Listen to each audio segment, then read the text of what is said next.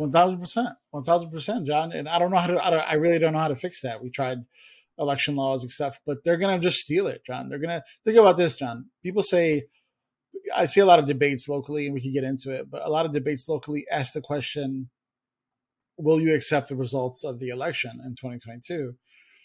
And Republicans like to cower away and don't answer. But think about it, John. Trump won in 2016. He won in 2016 and still said there was fraud. His first ever press briefing, he went up there and says 3 million people voted illegally in California. That happened to be the margin that Hillary won the popular vote by, so it's not coincidence.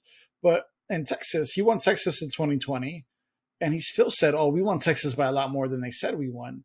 They're saying there's fraud even when they're winning, John, and they completely eroded public trust in elections on their side. And maybe Democrats are worried that they're gonna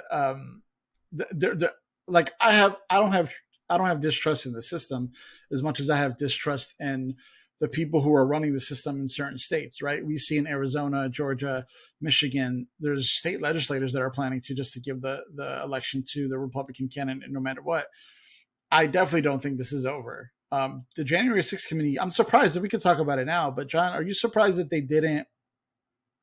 We thought this was the final hearing, but I thought there was going to be recommendations and they were going to make a judgment call on what to do in the future. Now they subpoenaed Donald Trump. But do you think that they'll make that in the report, or do you think there'll be one last hearing where they kind of lay out the future kind of weaknesses, or what do you think happens there? Well, remember, they use, there's a little bit, and language is important, but they use a phrase, they said evidentially hearing. I think that they might be done with the hearings. I do think that there will be a final formal presentation. I do think that there'll be some level of follow up. And I bet you that they have a plan A and a plan B. There's a plan A on how this thing goes should the Democrats retain control, and there's a plan B as relates if they don't hold control. What I think about the difference is, I think if the Democrats retain or lose control, that this will be all put to bed before Christmas. I think if the Democrats retain control, it will be put to bed before Christmas with the option to keep it going. So if the Democrats lose, it gets completely shut down.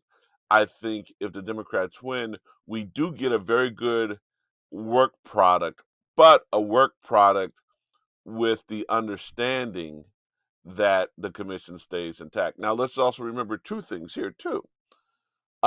Let's say the Democrats retain control, right? What does the commission look like? Because even if the Democrats retain control, there's the two key members, the two high-profile members, the two members that actually give some level of appearance of bipartisanship, Kinzinger and Cheney, they're gone. So realistically, you will actually have a January 6th commission. If the Democrats maintain a majority, you'll have a January 6th commission that doesn't look like it looks now. And the question would be, too, it's also very time consuming. I'm not sure if any of the Democratic members are either retiring or vulnerable, but so there might not be some Democratic members back.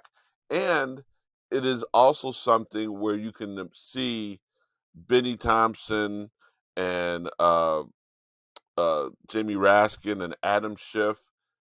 Do they want to still continue to do it? I think it's in everyone's interest for it to be shut down, or it will cease to exist as we know it. If it comes back if the Democrats retain a majority, I bet you it looks completely different. All right. So since you brought that up, I did have a question for you. I was thinking about after the hearing, and it was floated on Twitter. And the more I think about it, the more I think it's something that to pay attention to. What if it works the opposite, John? So the subpoena, from what I read, the subpoena has a deadline of like the end of the year or whatever for Donald Trump. Nobody predicts that he'll listen or anything like that. So people think that it'll just fizzle out as far as that goes. But what if it's the opposite? What if Republicans gain control of the House? And I don't know how this works legally. I don't know how this works, and maybe you know more than I do. If McCarthy is the speaker, couldn't he, in theory, keep the commission alive, fill it with Jim Jordan, Matt Gaetz, and then bring Trump in that way, and bring in their own witnesses, and bring in the people that we consider to be lunatics, to muck up the entire investigation, so the final report looks like something that we don't want it to look like. So, is first of all, my question is, do you think that's possible? The second question is there anything Pelosi and the committee, Benny Thompson, can do now to close it off, wrap it up, so that McCarthy can't mess with it? Well, yeah, they'll close it off. It's ceased, but that doesn't mean that he can't create some type of commission of his own and follow up on it. So, because don't forget too, whatever happens, happens. It's in the past. Now they could maybe make some moves to make another statement of record, but that statement of record would be viewed through the prism of the fact that these guys did not participate when it was bipartisan and they held out. So no, yes and no. First and foremost, if the Dems don't retain the majority, they will completely make sure everything is codified. Don't forget that's a completely different session of Congress. This is, I think, we're in the 117th right now. So it will end at the 117th Congress.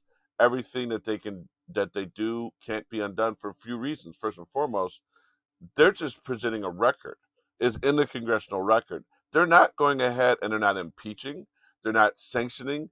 They are not doing things that have any kind of um, legal binding other than a statement of fact and a presentation of evidence. And anything that Kevin McCarthy would do in the majority, although it would probably be Speaker Jim Jordan or Speaker Matt Gaetz if it's the Republican majority, it's not going to be Kevin McCarthy.